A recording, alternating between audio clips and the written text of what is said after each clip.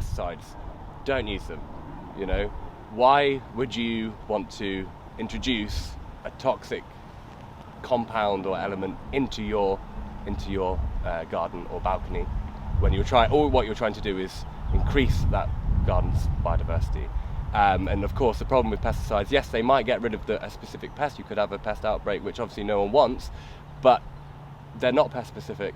They will just kill most things that come in contact, so that will only further reduce the biodiversity of your garden, your balcony, whatever you have.